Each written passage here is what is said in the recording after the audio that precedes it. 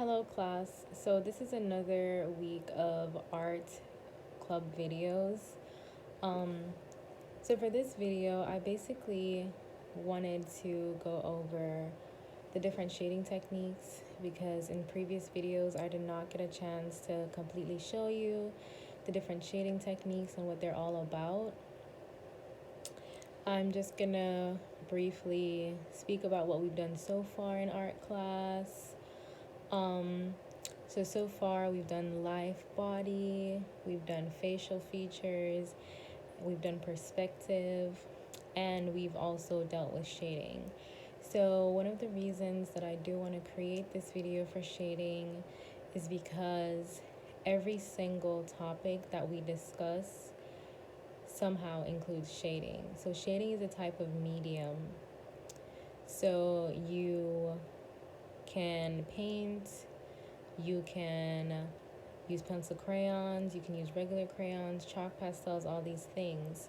But shading is one of the techniques that is the most easy to do, most accessible, because you can just use your pencil. Of course, you can shade with different things. You can shade with pencil crayons. You can shade with chalk pastels. You can shade with oil pastels. But shading is one of the most essential ways to add volume, to add texture to any type of project that you may have. So, for example, when we did the life body, when we did the life figure drawing project, when we did the knees, in order to, one of the things we practiced was in order to show the bones in the knees or to show the muscles in the knees is that we would shade one area darker and then shade one area lighter to show where the light is coming from. And it's the same thing with the arm. If we're drawing an arm, if we're drawing a hand, when we're shading, the part where the light is gonna hit maybe right here or right here. So when we were practicing the arm and we're drawing and we're shading and we're drawing and we're learning how to do the arm, when we wanted to add texture, when we wanted to add volume, maybe we wanted the arm to look bigger or skinnier, one of the ways we can do that is to do shading. And shading is not only just to add color, or just to add some form of medium to your work, but it's also to turn the work from 2D to 3D. So if you have an apple and you want the apple to look like it's on the table and not just flat, what you do is you draw the apple and then you leave an area at the top, and you leave that area at the top white. You leave it blank. So that's where the light is hitting. And then below the apple is where the shadow would be, and that's when you draw the shadow in. So that way the apple looks real, like it does not only look just a regular apple anymore, it looks like an actual 3D object. So back to what we did with shading and life drawing is that when we were drawing an actual body, if we wanted to show that the person had some form of muscular parts of their body, for example abs, we would shade in sections of the body darker to show the abs or to show the type of body type. If it's a chubbier person, we shade it in around the chubbier areas darker to make it look like an actual, to add volume, add texture to the body type. So it's the same thing when we were making the eyes. So if you're drawing eyes and you don't have pencil crayons, one of the greatest things you can do when you're drawing the eyes is to add shading. So for example, the smallest part of the eye, when you're doing the eye, to make it look as real as possible, when you're adding shading, for example, the smaller part of the eye, you'd shade that in like a lighter, the darkest black. And then the outer part, if your eyes are like our eyes, most eyes are naturally like dark brown, you would shade that a little bit lighter than you would do the smallest part of your eye, which is why a lot of drawing pencils, you have like 2B, 3B, 4B. Different drawing pencils have different shadings, but if you only have one pencil, that's fine. But basically you shade from lightest to darkest. And with the eyes, once again, to make the eyes look even more real, you add a small circle in the eye, like a small white circle in the eye, and that shows that there's some form of light glaring towards the eye. So that's the important thing to understand when it comes to shading, is that we're dealing with light, we're dealing with shadows, we're dealing with volume. That's what we're dealing with. So when you just draw a regular eye, you don't know what's going on with the eye. It just looks flat, like it just looks like a 2D eye, whatever. Whereas when you start adding shading, you shade it in, you shade the smaller part of your eye darker, and then the outer part a little bit lighter, and then the circle, a small tiny circle you would place about right here. If you can see, there's like a reflection in my eye. You'd place like a small tiny circle and make that circle white. Now that's what would make the eye look real. That would make it look like a 3D eye. And because of that, the eye looks more realistic, because our eyes naturally attract light and shadows. That's what happens. So I want you guys to understand the importance of shading, because shading attracts lights and shadows. Every video I might do, I might include some form of shading technique, because it's one of the most shading information, because it's one of the most important shading techniques.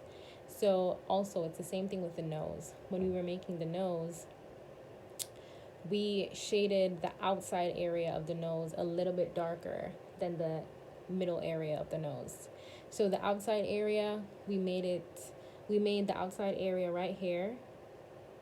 So if you want to grab your drawing of a nose or anything, or you want to draw something right now, draw a nose right now, you can do it. But I'm just going to demonstrate and show you where you would shade on the nose. So if you're drawing a nose, right here would be the darkest area of the nose. So you would shade the darkest area of your nose right here, because you're creating the bone of the nose. You're creating the darkest part of the nose. And then the lightest part is where you would be right here. So that part you would shade the lightest, or you wouldn't shade it at all. That part would be white, and it would just be attracting light. So because it's attracting light, there's no shading involved. So you leave that part white. But then you shade from darkest going into lightest. So hair of your nose would probably be the darkest, and then you come in more, that would be more light. So shading also, you can also remember how to shade just by going from darkest to lightest. So if you have an object, or for example, let's say my nose is the object, I'm going to be going in from darkest to lightest. So that's an easy way to remember. Just keep going in from the darkest shade, which is black, and then you probably go like gray, medium gray, light gray to white. And then once you start doing that, you will all of a sudden start seeing that the nose is coming to life, that the nose is starting to look real. And all of this is happening just because of shading, just because you added some form of shade. It's the same thing if you're drawing a face. If you're drawing a face, the darkest part of your face is going to be right here. Do you notice? The darkest part of your face will be right here. Right here will be the darkest. So you'd be adding the darkest parts. You'd be shading in the darkest parts. The darkest areas would be right here. So you'd be shading in this as the darkest part, because we're trying to show that we're trying to show your chin, or we're trying to show your jawline.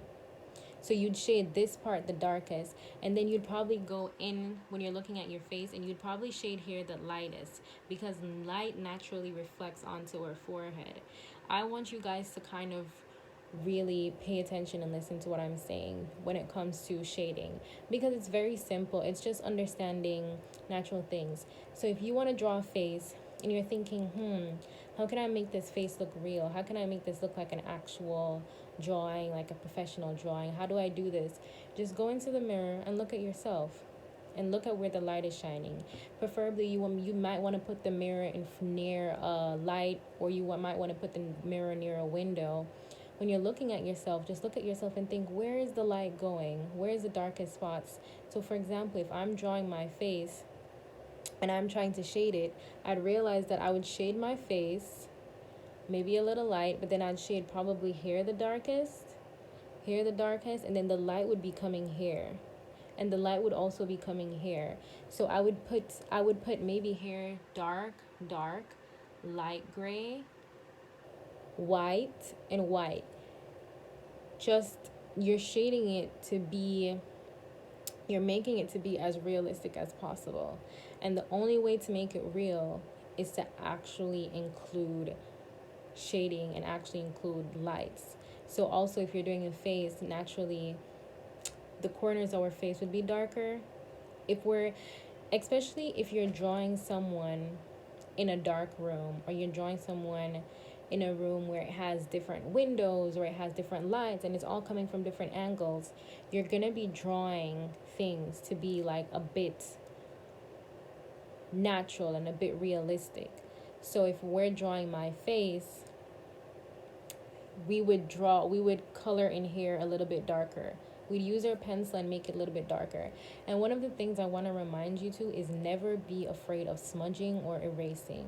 That is something that is okay when it comes to drawing, when it comes to shading and making something realistic. Don't be afraid to make something look as don't be afraid to erase or to start over, because that's what this is all about. Okay, so you when you're drawing, and for example you're drawing a face like mine, and you start shading in and you realize like, oh my god, I shaded here a little bit too darker, now I'm realizing it's lighter.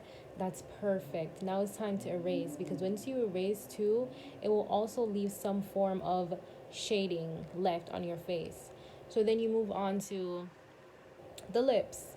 So when you're shading the lips too, if you want the lips to look as real as possible, it's very, very, very important to shade the lips like how you see it.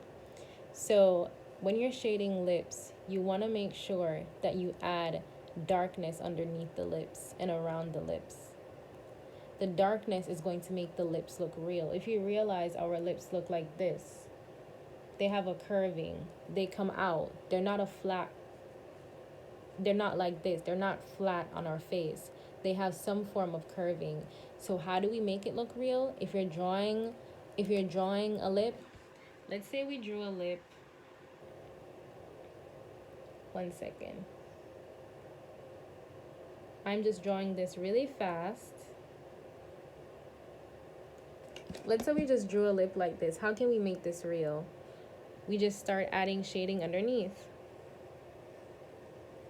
Add some form of shading underneath. So just like how this is, I would add this form of shading underneath. See, add a little darkness around here and a little darkness around here. So then my lips look bigger.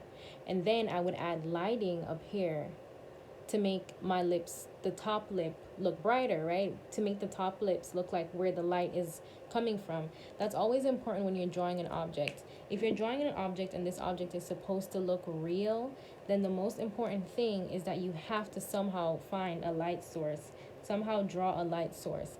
And this is why it's a good idea to always put your objects, maybe to always start drawing, maybe drawing objects first. So you put your object somewhere where light can hit it, or somewhere where shadows will be, because that's good practice. But yes, when you're drawing the lips, you also want to add shading from like darker to lighter. One of the greatest things about our lips is that they're good practice for shading, because our lips have different shades. Our lips are brown, pink, red, like it has different shading involved. So it's a lot to do, it's a lot to practice when you're doing your lips. It's a lot to shade in. So then you also want to leave a little bit of room, a little bit of light, a little bit of whiteness for to give it that 3D effect. So you might want to put whiteness right here, because that's where the light will be hitting. And you might want to put it somewhere else, wherever the light is hitting on your picture. The most important thing is that whenever you are creating shading, whenever you are doing anything like drawing a lips, anything that looks real, because that's what we're dealing with. If you're drawing a face, if you're drawing a body, these are actual things that are supposed to look real. These are actual things that are on our body. So these things are gonna look real. So you want to make sure that you add shading. That is one of the most important parts to make an object, to make a piece actually look real, is to add the shading. So I'm gonna show you one shading technique called stippling. So you're gonna draw a circle on your paper. It can be like this. Your circle does not have to be perfect. And what you're gonna do is you're just gonna add some dots. Start adding dots. The first thing you're gonna do when you're adding these dots is to add them closely together as possible. Add the dots closely together as possible. So you're gonna add the dots closely. But you're gonna do it slowly. You're starting from the bottom and you're adding it closely together as possible, and then you're gonna allow it to go to the top, okay? So closely together, add the dots closely together as possible. So I'm gonna do it. Add it closely together as possible and stop it halfway in the middle. So you wanna stop it maybe here. So you're gonna add it closely together, closely together, closely together. You want the dots to look closely as possible, but don't bring it so closely that the dots disappear. You still want it to look like dots. It still should be dots, but you just want to make it as closely together as possible.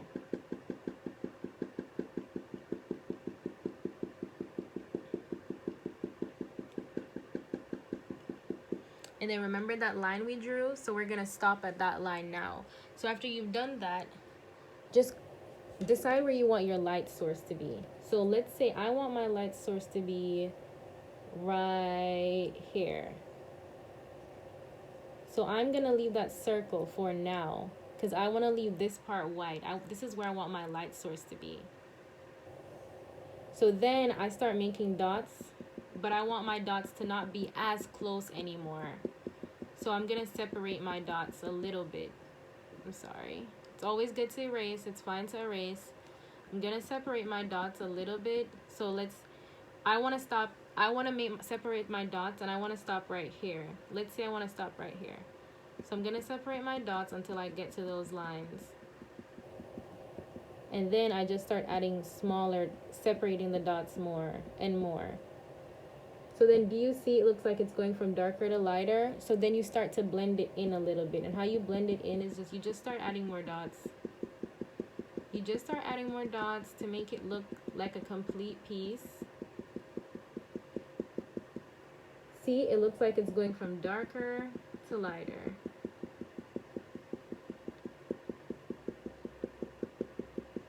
Darker to lighter.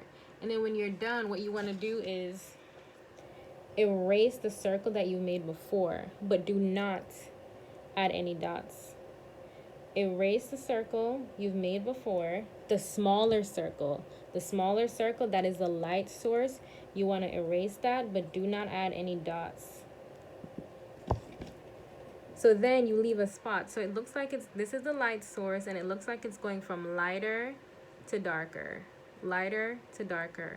So the light is here. It's a little bit lighter here and then to darker. So it should look something very similar to this. So you can do this with a marker, a pencil, anything that you want to. So this shading technique is called stippling. This shading technique is called stippling. We use dots to create different shadows and lights. So this is the light source, and we're going from light to darkness.